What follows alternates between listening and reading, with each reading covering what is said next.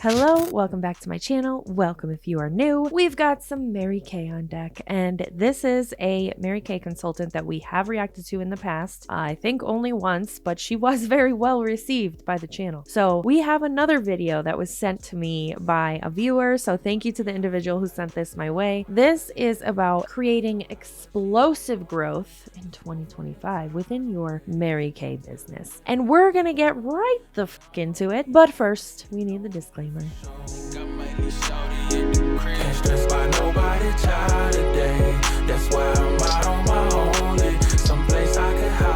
Happy New Year, everybody! Woo!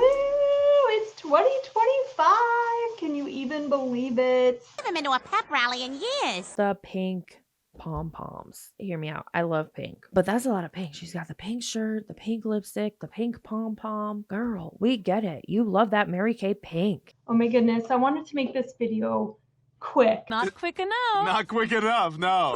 If you are someone in my unit or outside my unit that is excited about creating something different in 2025, this video is going to be for you. I'm going to give you all sorts of things. We're going to talk about mindset, but I really want to talk too about working full circle and just how to ignite, booking, selling, team building as we start the new year. So happy New Year, first of all. Oh my goodness, I've got so many questions for you. First question I want to ask you, I want you to write this one down. I want you to think about this one, journal about it, ponder it, is what sets you on fire? Gas-covered clothes. And we got a match. Wall of flame. Okay, so what is it? What sets you on fire? What gets you out of bed in the morning? What motivates you to work your Mary Kay business? What excites you when things get hard? Would you like to know? What makes you push through the disappointments? What is it? Is it, for a lot of people I'm finding right now, it is never saying the words, I can't afford that, or we don't have time for that, or we're not going to be able to swing that this year. A lot of people just never want to utter those words ever again. Okay, so maybe that's you. Well, what sets you on fire about the business? And what is it about the business that can ultimately lead you to a goal, that can lead you to the vision that you have for your life, right? So what sets you on fire? What gets you out of bed in the morning? Get clear on that, right? Because there's going to be, in anything, there's tough times where you have to pull yourself out and have the self-discipline and the passion and that kind of thing. So what sets you on fire? The second thing I want to ask you is, when is the last time you had momentum? And this is a big one because momentum means when things felt easy and sales were happening and you had people joining your team, and I don't know, it just felt fun. It was fun. It was easy. I'd be curious to hear the actual responses, because I want to know if anybody who has joined past 2010 has had that kind of experience within Mary Kay. Were people buying and joining at an uncontrollable rate back then? I don't know if many current Mary Kay consultants have ever had that kind of thing happen to them in their quote unquote business. Not easy, but simple, and just you felt ease in your life. You weren't spinning your wheels. The numbers were happening for you. When was the last time that happened for you? Now, for some of you, it might be oh my gosh, girl, it's been 5-10 years. Maybe it was last quarter for some of you. Maybe you're in it right now. You feel this is my year. This is my moment. I'm having a year already. This is amazing. And maybe, okay, the people that I most just want to give a big hug to is if you've never had it, okay? And girl, if you've never had it, I remember being at a point like that in my business early on, and I heard National Sales Director Rena Tarbett, who's an emeritus now, and she said, some of you, it was when the economy was really bad, and she said, some of you are like a big willow tree with deep roots and basically this root system that's going to hold you and anchor you into the ground. And then some of you are this tiny little, seed flying through the air. You've got no roots. You haven't, in other words, you haven't had the momentum. And she said, you just got to grab a branch and you hold on. And I just took that and I was okay, just got to hold on. I just got to give this thing some more time. So if that's you, friend, let's get you doing the things that are necessary for momentum to happen. Because I think it's a dangerous thought to think momentum should just happen. Momentum happens because we say it's going to happen and we change something. Okay. So if you haven't had momentum in a while, or you've never had it, we need to change something. And the reason why momentum is so important is because once you've had it, okay, and I think any friends listening to this who've had momentum before can attest to this. Once you've had it, you want to get back to it. That's what she said. Right? And National Sales Director Barbara Sutton said this once in a class I was in. She said, momentum is a fleeting friend. And I was like, ooh, that's really good, because it's so true. We don't always have momentum. It's unrealistic to think we'll always, because there's sowing seasons in our business and there's harvesting seasons in any business, right? It doesn't matter if you're Target or Walmart or Mary Kay, right? There's sowing seasons, there's growing seasons, and then there's harvesting seasons. And so, but once you've had the momentum, you always want to get back there. And so that becomes another piece to that puzzle of what lights you on fire is, not the actual momentum lights you on fire, but, say it's like never saying, I can't afford that. Having momentum in the past makes you go, okay, I've had it in the past. I know I could get there again. And that is the thing that is going to lead me to the thing that sets me on fire. Okay, so that's why momentum is so important. It becomes a motivator for you. And we need those strong motivators. So that's one thing. I love, you guys, I'm loving all the New Year's memes people are posting. So I want to tell you about this one. I actually have two that I'm going to share with you today. So one that I saw recently was, it has to do with the saying, if you change nothing, nothing will change. And if nothing changes, nothing changes, right? So I love the way of wording this, though, is that if you don't change something, you're not going to have a new year. You're just going to have another year. So you don't change something, you're not going to have a new year. You're just going to have another year. As you know, I like to begin each day with an inspirational quote. And more inspirational quotes brought to you by Mary Kay. If you don't change anything, nothing will change. If nothing changes, nothing changes. And if you don't change anything, you're not going to have a new year. You're just going to have another year. 6 minutes into the call, and that's basically all you fucking gave these people. And maybe for you, you don't want 2025 to look like 2024 or 2023 or 2022 or 2021, right? So and it doesn't mean you need to overhaul your entire life and your whole business. It might be just some little tweaks or even just a mindset thing that we need to shift to get you right for 2025. So I'm going to tell you a couple of stories because we're going to talk about mindset. And this is really about emotional management. Okay, so the first story that I want to tell you about is I grew up on a farm in a small town in Wisconsin. And if there are any farm girls watching this, I used to, like, as a small girl, my job was to get the gates for my dad, meaning like we had all these cows and he would take the skid loader and either be hauling manure, hauling feed, hauling hay, whatever the thing was that we were hauling. And he would just physically need someone to be out there, getting the gate, opening it, and then shutting it so the cows don't get out, right? It's easy when you're like 7, 8 years old. It's an easy job for a 7 or 8 year old. You'd think. Okay, so we had those red pipe gates. Well, they were just red, but it's like metal piping gates. And then they had this like jigsaw puzzle chain thing that you had to put the chain in, and that's, you'd wrap it around the post and then jigsaw puzzle it in there. Well, we had 2 of those kind of like side by side. And this pen was the pen that houses the bull, and this one is the pen that housed the heifers or the girl cows. And they can't mix. They can only mix certain times a year because you don't want to have baby cows. I can't wait to see where we're going with this. I'll just let her cook, okay? We're just gonna let her cook. In the middle of January in Wisconsin, it's a really bad thing. You want them to be born like in the spring when it's starting to warm up so they have time to get older before it gets cold again, and so on and so forth. And I'm not going to go into animal husbandry for you, but if you can just about imagine it. So at one point I was getting the gates for my dad. He was hauling manure, and he was going in and out of both of those pens like all afternoon. I mean, I think I sat out there for 3 or 4 hours just like opening and shutting gates, opening and shutting gates, opening and shutting gates. And when you're doing it so many times, instead of going all the way around the post and jigsaw puzzling it into the little thing, you would just like wrap one around the post and then go do the other one, just so it like held enough so the cows thought it was shut. You know where this is going. So I was doing that all day. Well, lo and behold, that night at like 2 or 3 in the morning, I hear my dad we got a phone call, and I hear my dad and if you know anything about farm people, they're the nicest gosh darn people, but farms are a high stress environment. And so like my dad was not someone who swore unless something happened, but I'm telling you, at 2 o'clock in the morning, I heard the most melodic symphony of swear words ever strung together by a human person, because we had gotten a phone call, your cows are out, right? Which does happen. So all of our cows are out. It's the middle of the night, so we have to go get the cows in. And I will never forget. I mean, I like hid because and my dad would never like, whatever. I knew I was like in trouble, and he had a vein bulging out of his head, and I get it. Okay, so that's one story. Second story is my mom was talking with a neighbor in the yard, and my brother and I had gotten this BB gun.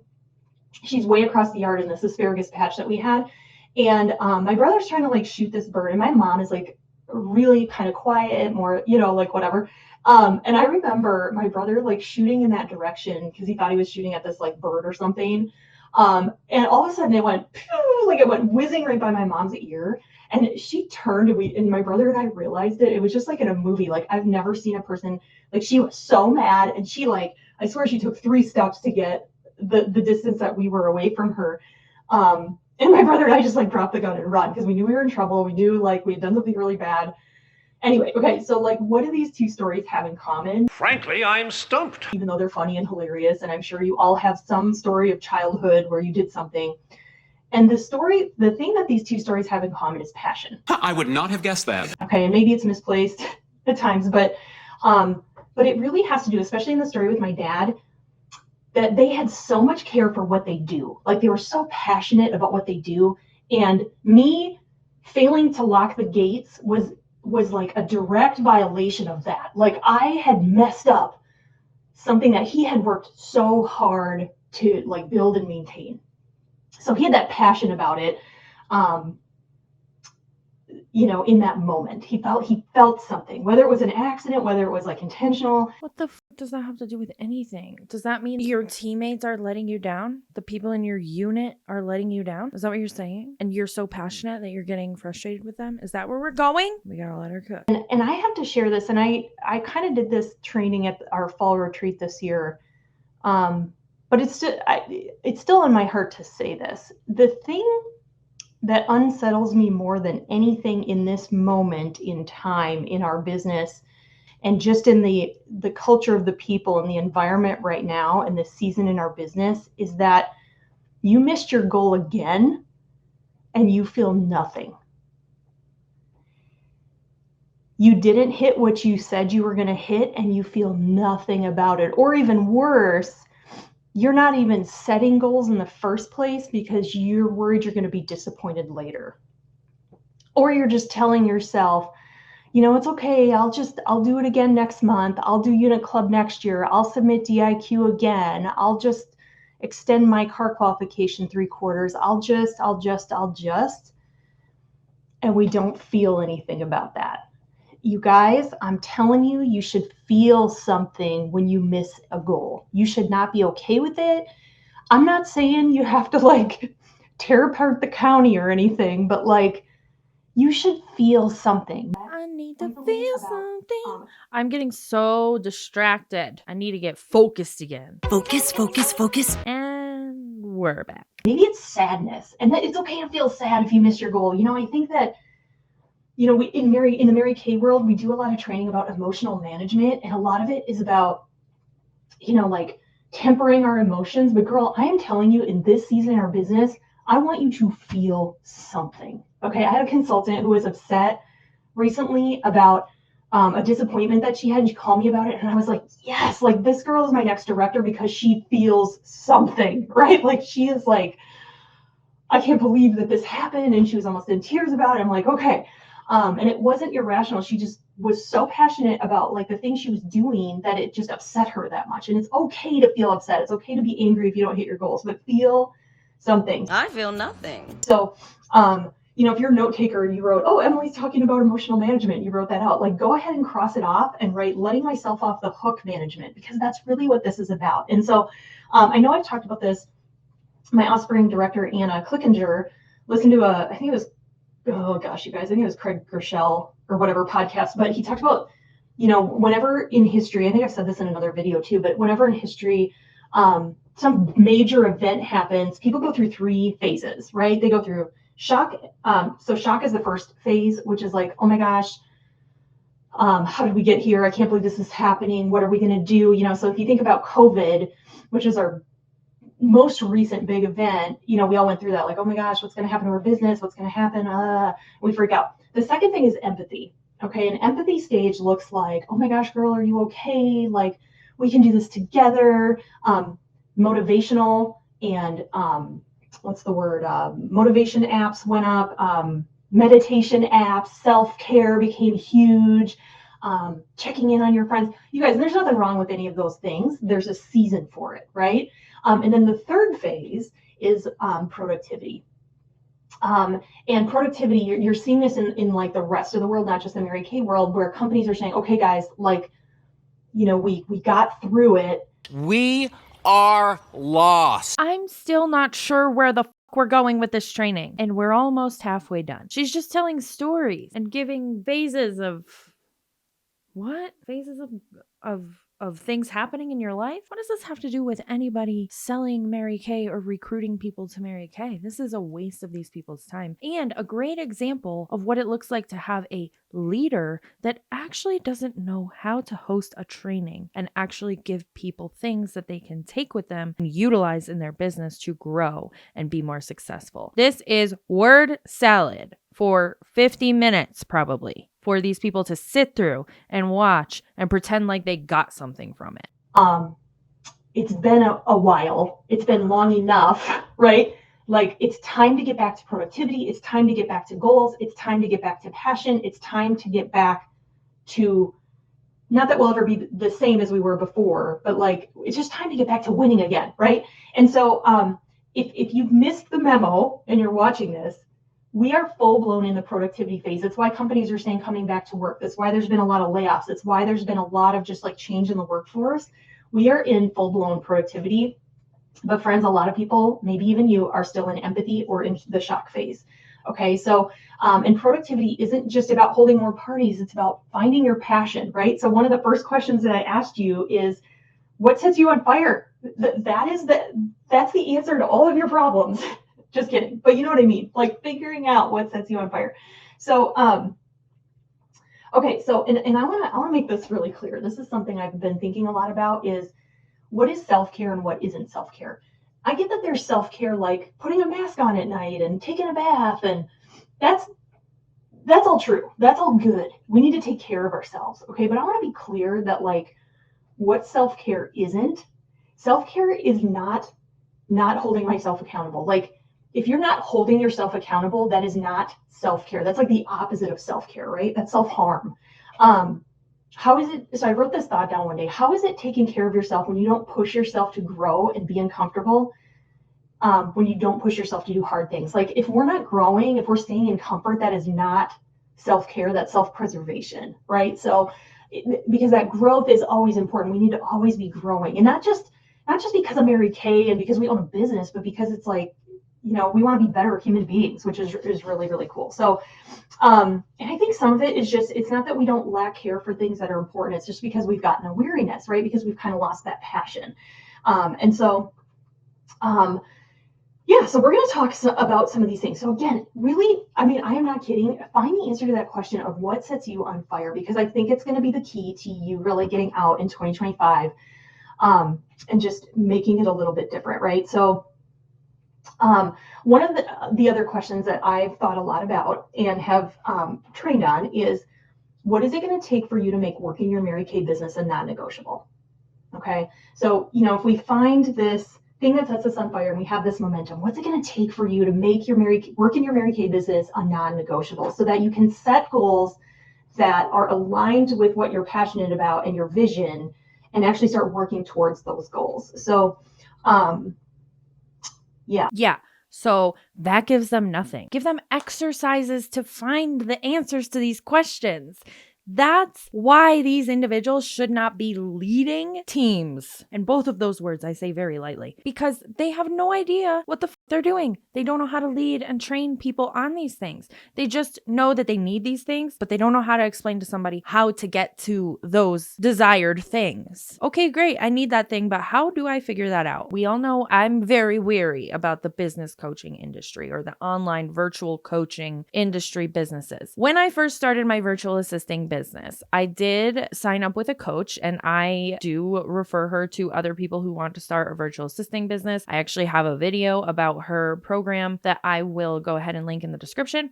Besides the point, but when I was working with her and when she was helping me start my virtual assistant business, she would ask us questions like this, but it would be followed up with like, okay, here's what we're going to do to figure out the answers to these questions and then figure out the steps that we need to take to get to the desirable goal. She never just told you, you need to have passion. You need to figure out what you're passionate about and have that be the end of the tip. That's not how you're going to help anybody. You need to hold their hand and walk with them. That's what a leader does. You need to guide them step by step. I'm somebody that needs like a step-by-step list. If you don't tell me what I have to do, how I have to do it, the order I have to do it, it's not going to get done correctly. That's just the way I am. I'm not type A. And these type A people who are trying to train think everybody's type A. It's not like that. And they would know that if they were actual leaders and had the training behind being a leader in a business, but they don't. Okay.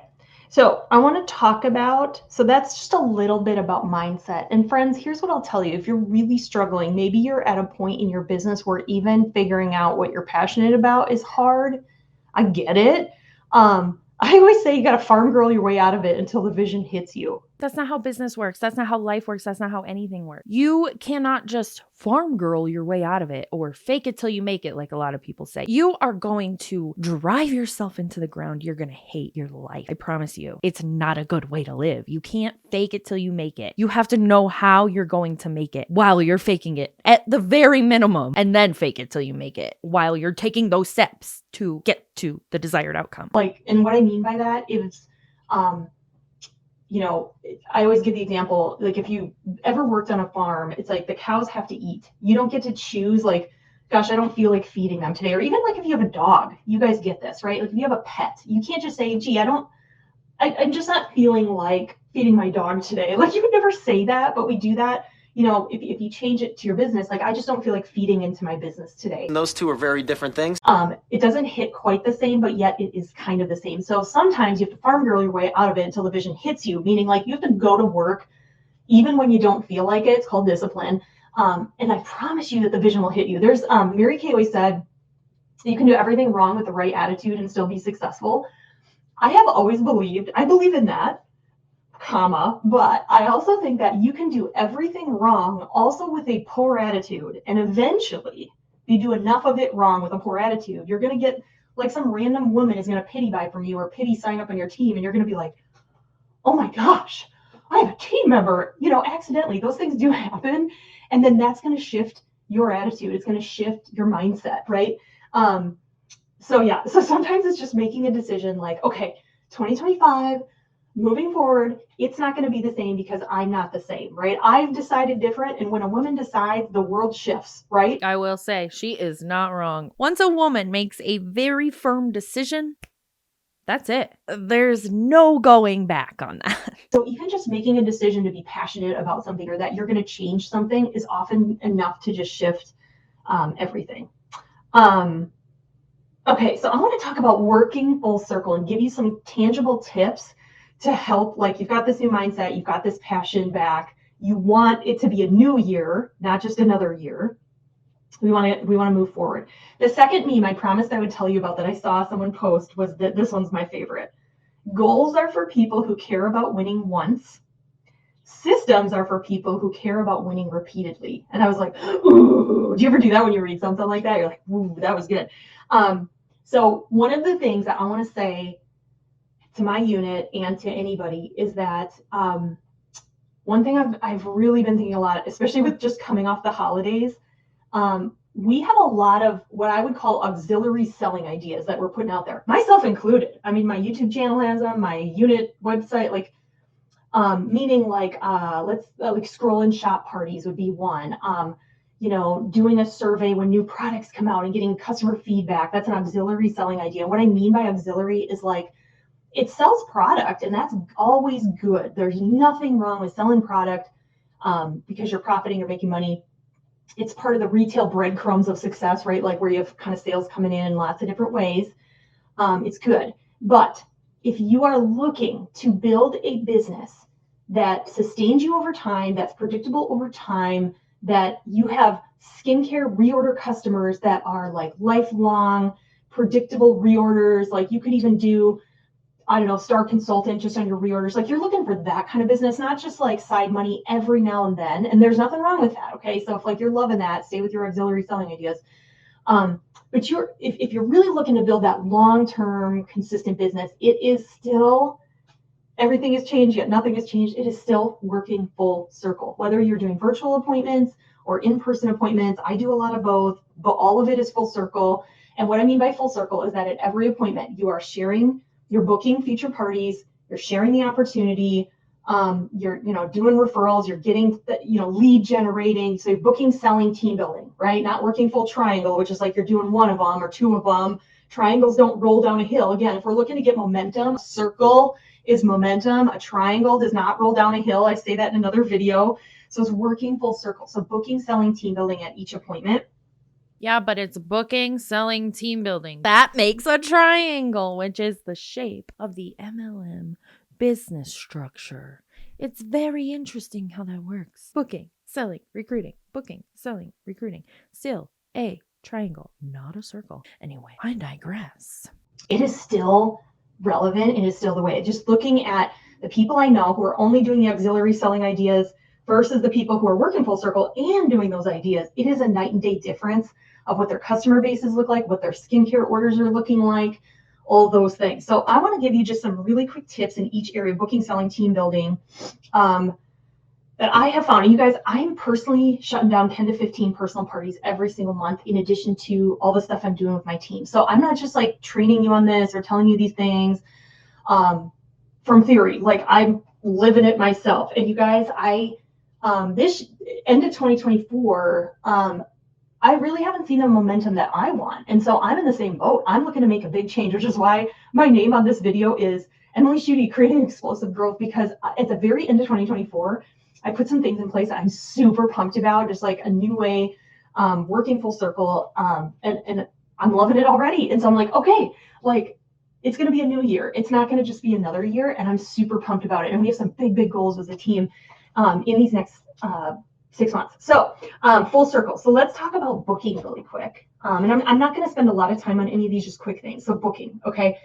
Someone in a Facebook group where there's lots of Mary Kay sales directors posted this question. What is your, what was it? It was like, what is your daily non-negotiable? Your one daily non-negotiable. My daily non-negotiable is brushing my teeth. I'm just being a wise ass. I know they're talking about in their business. And I was like, I think I was the first person to comment on this post. And I was like, oh, booking. That was my answer, was booking. Okay, now it's interesting because looking at everyone else's responses, it's like other things. It has always been booking for me. Booking, booking, booking. Every day I'm doing something to further booking. Okay, whether it's maybe I put out a bunch of messages 3 days earlier, checking back in with those messages. Whether it's actually sending out new messages to referrals or bridal leads or whatever thing I was lead generating. Maybe it's I had sent some messages out to a bridal lead or a referral or whatever a couple days before. She said, yeah, send me details. Oh, that sounds fun. But then I never really went anywhere. Well, what happened to her? I got to check back in with her. So I'm doing stuff like that constantly, almost every single day, with the exception of, if I'm not working in a day, I'm not going to do that. But all the time I'm booking. And that's why, so everyone asks me, Emily, how are you always holding 10 to 15 parties a month? It's because I'm always booking, right?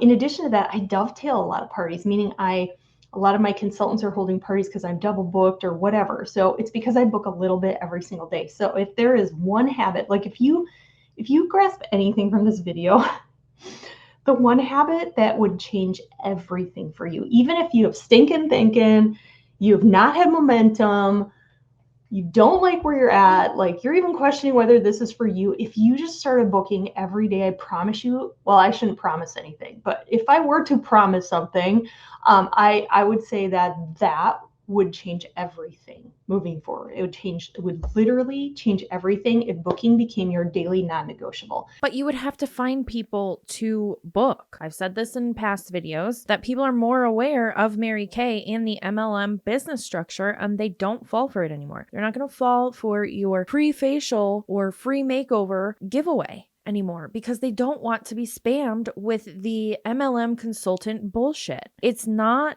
as easy or straightforward as she's making it sound to these consultants. It is going to be nearly impossible to find people to book these appointments with a Mary Kay consultant in today's climate, in my opinion, of course. Now, if you are like, that sounds really cool. However, I don't have leads to book.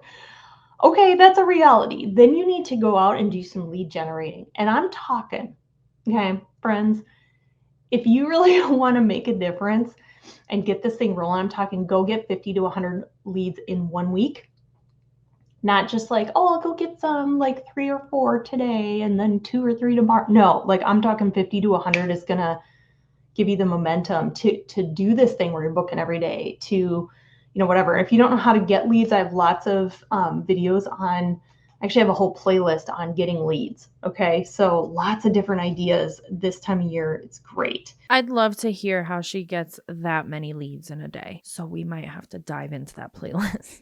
So booking every single day. And it doesn't mean I'm doing it for hours and hours. It might be a half hour. It might just be responding to a bunch of texts or emails of people who, kind of like responded and I just have to respond back. But I'm always booking, okay? Always booking. So I want you to get in your mind, I'm always going to book. This is my year, okay? First off, this is your year. Did you know that? Did I forget to say that? I did forget to say that at the beginning. This is your year. This is your year. This is my year. This is your year. We said that about 2020. We said that about 2024. And we're saying that about 2025. Can we not say that about the years anymore? Because it apparently seems to jinx it. I walked in to January 1st, 2025 saying this year is going to be shit. And hopefully it will have the opposite effect. I have dark humor. I'm sorry. If you're here, you probably already know that. Okay. So if this is going to be our year, we got to change something, right? Or we're just going to have another year, not a new year. Can't say that enough. So this could be the one thing that you change. Okay, so booking. So, and I have all my scripture on my website. Lots of I have like full trainings on booking. So again, I have a whole playlist on getting leads and bookings. The second thing in working full circle is selling. Okay, so do you want to sell more? You want to have, and not just sell more in the moment, but sell more long-term because you built solid customers that want to stay with you. Okay. Again, those retail breadcrumbs, like you sell a lot when you have full circle appointments that you're doing, in addition to some of those auxiliary selling ideas, which could be, like I said, scroll and shop parties. It could be a 24 by 24 by 24 challenge. It could be, maybe your unit did the sponsor a grandparent, or, what's the right wording for that? Gift a grandparent, where we gave, whatever. During the holidays, there's lots of those auxiliary selling ideas, right? So what is gift a grandparent in Mary Kay terms? I'm concerned for the grandparents right now. Adopt a grandparent program. So this is 5 years old, but I would imagine it's probably the same thing they're talking about because we're talking about Mary Kay. They don't change too much, do they? I hate this Mary Kay adopt a grandparent program. If I want to donate to the elderly, I'll find a better way than sending them your shitty foot lotion. Hope you're enjoying your week. It's that time of year again. I was wondering if you'd be interested in adopting local grandparents who might be overlooked this holiday season. I would do all of the work. You would just do the sponsoring. What do you think? Adopt a grandparent. Help make the holiday special for our local elderly residents by providing them with what could be the only gift they receive this season. Bring joy to those in need. Your pampering gift includes Mint Bliss Energizing Lotion for feet, plus a pair of fuzzy socks and a sweet treat. If I hear that grandparents are being neglected and not getting presents for Christmas, the last thing I'm going to get them is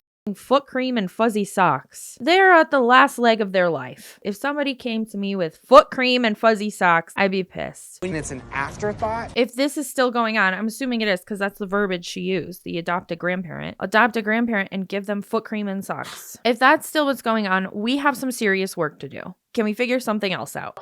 You're doing some of those. You kind of have a lot of different things coming in.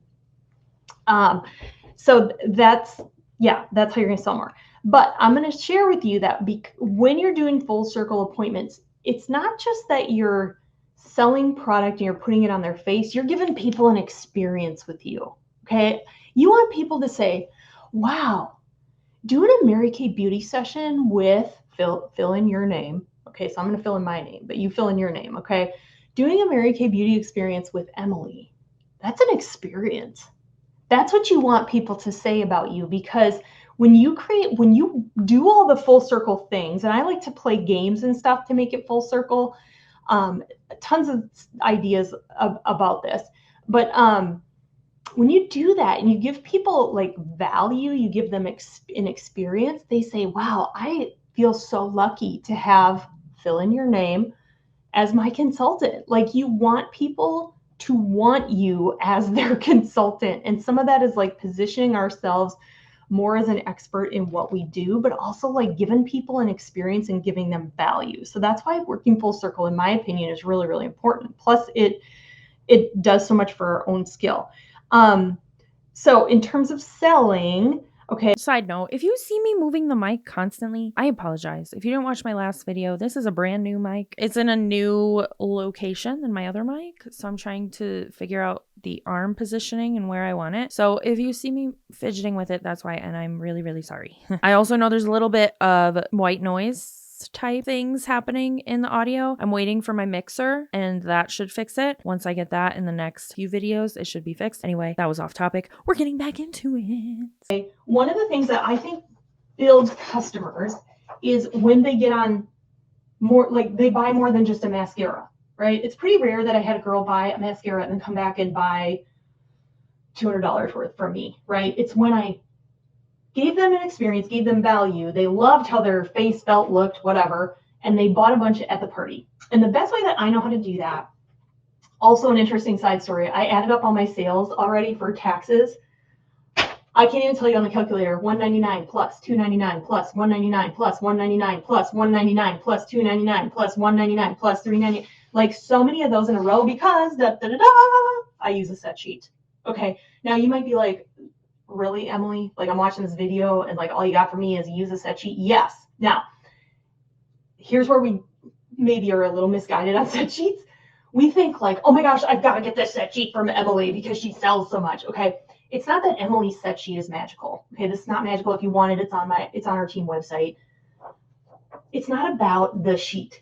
It's about that what's on the sheet is the stuff you're sampling at whatever parties you're doing. That is the secret sauce, because I'm telling you, at almost every party I do, they have a catalog or whatever, and they're just sort of like, it's the end, and they're looking through it, or they're just like looking at it, and they're like, oh, okay. And then I'm like, oh, and I have this set sheet with everything we tried today grouped together. And I'm not even kidding you. I actually listen for it now. There's always one lady who's like, oh, thank goodness, she has a set sheet for me, because this is like, it doesn't even make sense for them. Like, they can't find the stuff that they use today. Your website, just throwing out a website to them does not make sense to them. There's a search bar. That's pretty straightforward. All you have to do is go to the website and search the product that the person is looking for. You can't search on a spread, on a sheet, on a physical sheet, right? I mean, I get it. Sure, it looks nice. Great. Good for you. But all you have to do is go to the website and search for the product you're looking for. And most people are ordering off the website anyway. So why not just make it easier for them? This, in my opinion, is making it more complicated for all parties, because now that's an extra thing you have to carry with you to the parties, whereas you can just have the person go on a laptop that you bring, or a tablet, or their phone, and just go to the website and search the product that they're specifically looking for and see if Mary Kay even still has it. But whatever set sheet you use, be strategic about what's on it. Is this the stuff you're actually demoing?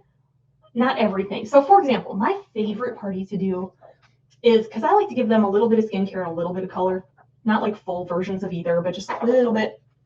is we do the Miracle set, satin hands and lips, and we do a dash out the door makeup look. It's one cream eyeshadow, mascara, lipstick, or gloss. Okay. It's not right or wrong. Do whatever you want to do, right? Whatever it is that you do, but just make sure. So like the reason I like to do that party so much is they look really good only doing a couple makeup products, but there's so many sets from that on my sheet. So we've got the Miracle set, which counts as 2 sets. So right there is 2 sets technically for my deals, and I'll explain the deals in a second. Then we did the satin hands and satin lip set. So then they end up getting that. So that's 3 sets now. Then the Flawless Complexion, which is the primer, the foundation, and a brush. I talked about or demoed, some of those products. So they get that set. They always want the Easy 24/7 Glam because it's the look that they tried. And then we always do and talk about the Prep, Clean, and Finish. So I end up selling so many $2.99, $3.99, or $1.99 set specials because of it, because it's what we tried today grouped together. So take a look at your set sheet. Do you actually have the ability to say, oh, and I have this set sheet and what's on it is what we sampled today? Or is it just like some random set sheet with like a bunch of stuff on it that doesn't really make sense and it's not really what you showed them today? I'm telling you, you're going to sell so much more when your set sheet aligns with what you're showing people versus just like, oh, somebody posted a cool set sheet and they're selling a lot. You know why they're selling a lot? Because the stuff on their set sheet is the stuff they're talking about at their parties. That's why it's important to make, and if you don't have one, just make one, right? I made this myself. So you can make a set sheet. So that, I'm telling you, just from adding up my taxes, I was like, it's kind of cool. And I sold more this year than I did the year before. So again, do we want to have a new year or do we want to have another year? So that last year was a new year for me in that regard, which is really exciting. And when you're selling $1.99, $2.99, $3.99 worth, or even if they buy just a Miracle set, they don't do one of the specials, they'll just buy individual sets off here. They're more likely to be a long-term customer than someone who just buys a mascara out of the catalog. Okay, team building. We're hitting the home stretch here. Team building. Okay.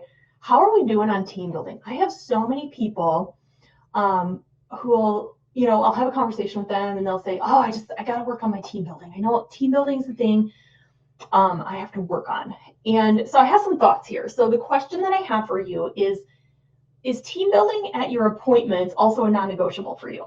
Okay, because if I have 2 non-negotiables, it's that I book every day and that I never leave an appointment without team building. Because to be honest with you, like I love to sell product and meet customers, and that's all a big part of our beauty sessions, both virtual and in person. But I'm also looking for my next awesome team member. Like that lights me on fire and gets me excited about doing parties, beauty sessions, whatever we're calling them in the first place. Of course it does, because that's how you make the majority of your income, ma'am. Of course that's what lights you on fire. But you're not going to give them that tidbit of information. That's not the reason, I'm sure. It's probably just because you want to build community. And it's so amazing to be part of a community and blah, blah, fucking blah. Is adding cool women to my team that we're going to do life together with, or as long as they want to do it in this business.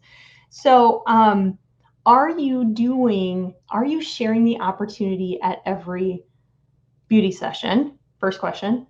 Second question is, how are you doing that? And the reason I'm saying how, there's not a right or a wrong way, but I have found that some people are like, I've asked consultants this very question who are frustrated with their team building. I said, okay, well, just like tell me what you're doing. And they're like, well, I tell my eye story. Awesome. That's great. And if you haven't heard my training on like increasing or changing, making a good eye story, that would be a really good one too.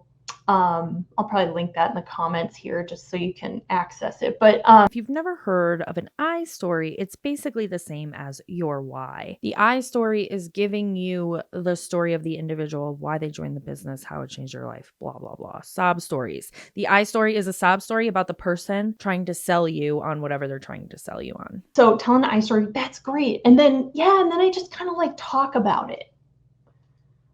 Okay, again, let's go back to the quote. Systems are for people who care about winning repeatedly.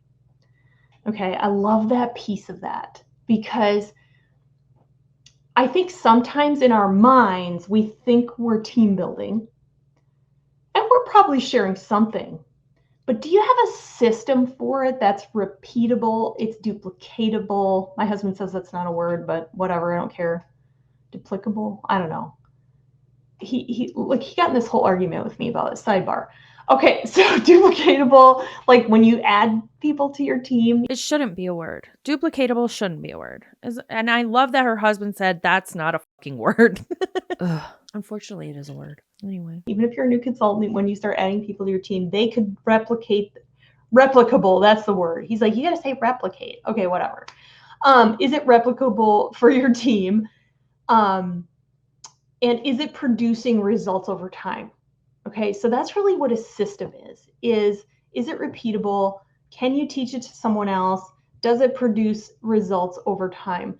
And so it's not that there's only one way to team build, it's do something, right? And that's why at every appointment, I tell an story and I play what's in my bag so that they're hearing the full Mrs. Cab, like full marketing. It's not just like me sort of like cherry picking pieces.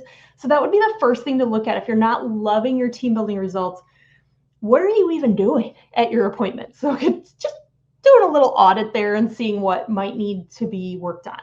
The second piece would be, are you positioning yourself in front of enough faces doing that system or, you know, that thing that it is that you do? Because that's a reality too. It's a numbers game.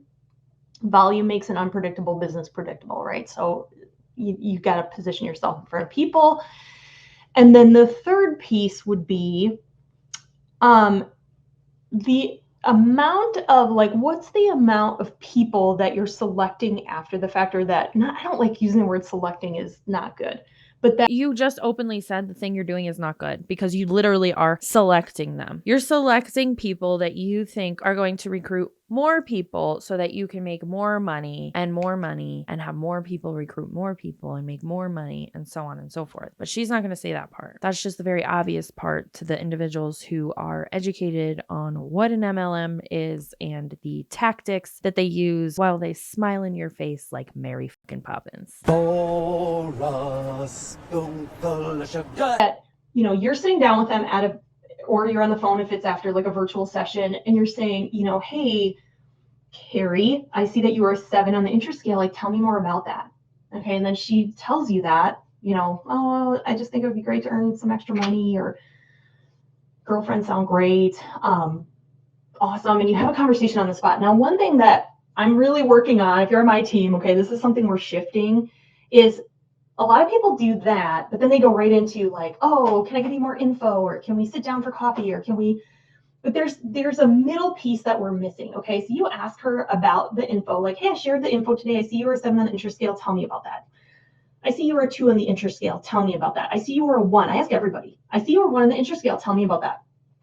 And I just let her talk. Okay. Now here's where, when she's done, there's this middle part, and this is where skill is required. Okay. So if you're looking ahead at 2025 at like, what can I improve this skill set in the middle? Okay. Because over here, she's saying all the reasons why she's a 2 on the interest scale. And over here is, can I give you more information? Okay. You're not going to leap over this middle part anymore. This is a big, wide Grand Canyon. You can't leap over it anymore. Okay. And this right here is the skill of the on-the-spot conversation to see if she's ready to start now. Before we say, can you get more information, or can I give you more information? Because this is a comfort thing. Leaping over this is like, we're too scared to try it. So we're just like, I'm just going to jump over it and do this. But then you lose so much. I can't even tell you, like, even if they're not ready to join right then, you miss out on having this like awesome conversation with her. And you miss out on yourself having a better understanding of why she is where she is, or why she is where she isn't, or whatever, because you leapt over this piece. Okay. So what that piece is, whether you're in person, whether you're having a phone call, is, okay, Carrie, I see you were 4 on the interest scale. Tell me about that. She tells me the things. And I might go into asking questions. Well, you know, tell me more about, like, you know, what this could do for, you know, your flexibility, because you said you're, you know, working so much, but you do want something extra. Like, tell me more about that, right? That she tells you about it. Okay, that's great. Yeah. And maybe you add like a Mary Kay, like, you know, what I found, you know, even in my own experience is blah, blah, blah. And you just keep the conversation going. And maybe the ending question is, so Carrie, I'm just like curious, like, what would it take for you to go from a 4 to a 10? Okay. And she's going to give you, oh, I just need to like talk to my husband. Great. What do you think he'd say? It's like a kid asking for a sleepover. Mom, can I sleep over so-and-so's house? Oh, well, let me talk to your dad. Well, what do you think he's gonna say? Mind your business. They're probably just saying they want to talk to their husband about it because they don't want to sign up and they don't want to be rude. I always like to know what they're going to say. And then this is the skill, okay, is this conversation, but it's also the intuition you must use. It's never pushy. It's never convincing. It's just you're listening to her and you're helping her solve problems. I never get into like overcoming objections. Can we just like erase the idea of overcoming of objection flashcards from your mind, because people are not that black and white, first of all, but second of all, she'll tell you that she doesn't have time. You like talk to her about it. Then suddenly her husband won't let her. You talk to her about it. Then suddenly it's a downward negative spiral and you're looking down into the negativity with her. Instead, when that happens, I'll say, I see you're really concerned about time. I would love to show you more about that. Okay, so that could be a way, instead of just like, just telling some story about how like you don't need a lot of time, or you have this like canned answer. It's like I can really feel that like time is an issue for you. I would love to like show you more about this. Or if time is an issue for somebody, if they're looking for flexibility or more time in their day, an MLM is the last thing they should do, because in order to find any kind of success in terms of making a livable wage or any kind of income to help in any way, shape, or form in this economy, if you're not working a full-time job, you have to work it as a full-time plus job. And if you are working a full-time job and you want to find the level of success she's referring to, you do also have to work, Mary Kay, as a full-time job, because you have to bust your ass to find people who even want to buy the product and are interested in listening to you sell the business opportunity to them. It's going to be so difficult. If you really are struggling getting out of that cycle, one of the things I like to do is keep people focused on the possibilities, right? And the way that I shift people in these conversations is I'll say, so I'm hearing you about the time piece. That's going to be really tricky for you. But what I really want to know, Carrie, is what does excite you about this? Like, how could this really change your situation? Because the reality is all the things, all the objections, if you put them all in a big bucket, right? If this thing, this reason why she would is so like in the forefront for her, right? This stuff we can figure out. All this stuff can get figured out. If this is like important enough to her, like we can figure this piece out. So have a conversation on the spot and then use your intuition, which comes with practice. You're never going to get the intuition if you don't try, right? So then just jump it over. And then if it's like, okay, she's really not ready to start now. Okay, then I'll say, Carrie, would it benefit you to just learn more about it? Nope. That's how I word it. Would it benefit you to just learn more about it? She might say yes, usually. Sometimes no, but usually it's yes. And I'll say, great, I have some options. Okay, so tell me what would be best for you. We can just do a phone call. I'll send you some info. Okay, whatever your info is. I'll send you a video or I'll send you whatever. I can give you a phone call and just, answer any questions you have on it. This is how I word it. We can do a phone call. All I do is answer your questions and we see if it's a fit for you or not. Or if you want to meet for coffee, I buy you one of those fun little caramel drinks and I can show you how to make time. We could, whatever. It would be really quick and easy and whatnot. What would be best for you? Okay, I let her pick. I don't pick what's best for me. I pick what's best for her. She wants to have coffee. I don't like it going out too far. So if we can do it in the next 2 or 3 days, otherwise, if we can't find a thing that works in both our schedules, I just say, you know what, it looks like we're both kind of busy. Let's just do a phone call. So again, how many of those are you doing? And not just setting up, but then actually confirming. And when I set an appointment like that, whether it's a phone call or an in-person thing, I'm confirming it just like I would any other type of beauty session or appointment, like sending confirmation emails, texts, whatever. But how many of those are you doing? Because those two things combined, it's not just like, oh yeah, I feel like I'm sharing the opportunity and putting it out there. How are you doing that? Is it systematic in the sense that over time you've gotten results from it? And then how many people are you either closing on the spot because you're not jumping over this, or you're sitting down with them for either coffee or a phone call or whatever? I'm telling you that will just completely transform your team building, those two things. So so again, okay, it's 2025. It's only the 3rd when I made this video. So you've got some time, right? You don't have time. You don't want to like sit around planning, right? And if you're one of these people who's like, I'll do it when I get organized, girl. All right, let's just take a little look at Emily's desk right now. Does this look organized to you? No. Let's look at my table over there. It's a mess right now. Okay. No. Okay. I don't wait until things are organized to do things. It is a reality that I'm probably going to need to like clean up around here a little bit. We were kind of like doing some audits and some tax stuff and whatever. But again, I would never put that stuff in front of my non-negotiables, which is booking a little bit every single day and then, doing the team building stuff at the appointment. But you guys, it is all about that working full circle. So anyway, what are you excited about? What sets you on fire? You want a new year, not another year.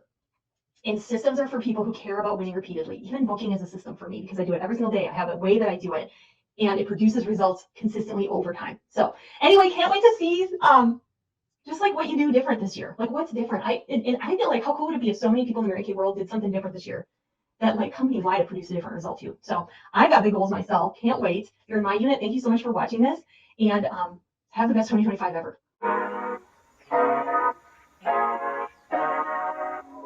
That was the emptiest training ever. She gave a lot of empty tips, leaders just pretending to be leaders and leading people nowhere. That type of call. Yep.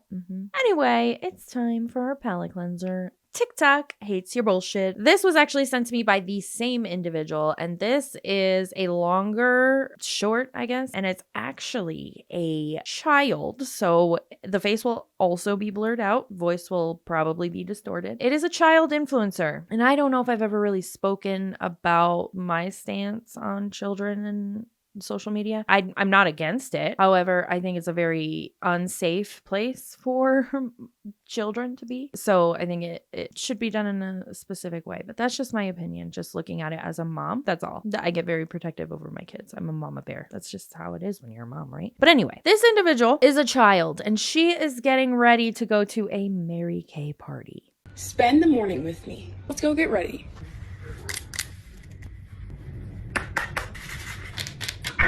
Ready with me for a Mary Kay party.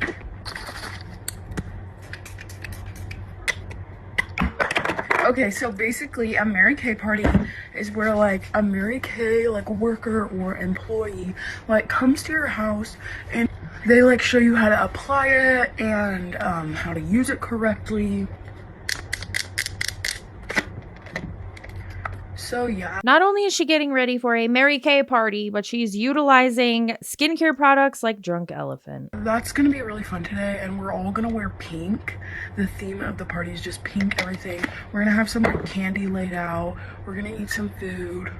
Basically just like sponsoring their brand and showing it to more people. With the nails. Y'all, I was digging in dirt for worms at this age. I didn't have skincare. I barely even washed my face. Well, that's gross. The party doesn't start till like 4 hours. So I'm getting ready a little bit early, but that's okay because I have to help my mom with some stuff, like getting the party set up and everything. I won't be filming at the party, just maybe me setting up, get changed, and do my hair. I'll be right back. I just finished my hair. My hat's my friend's. This is from Target. These are from Amazon. This is what we have to look forward to. The children of America being coached to host Mary Kay parties already. Please don't do this to your kids. Please, for the love of God. Anyway, YouTube's doing that fun thing where they unsubscribe people again. So just make sure you're subscribed if you are enjoying my content and the notifications are on if you want to be notified for the latest content on my channel. And as always, thanks for hanging out with me while I talk a bunch of shit, and I will see you in the next one. Someplace I could hide away. I feel like blessing my ride today. I feel like blessing my ride today.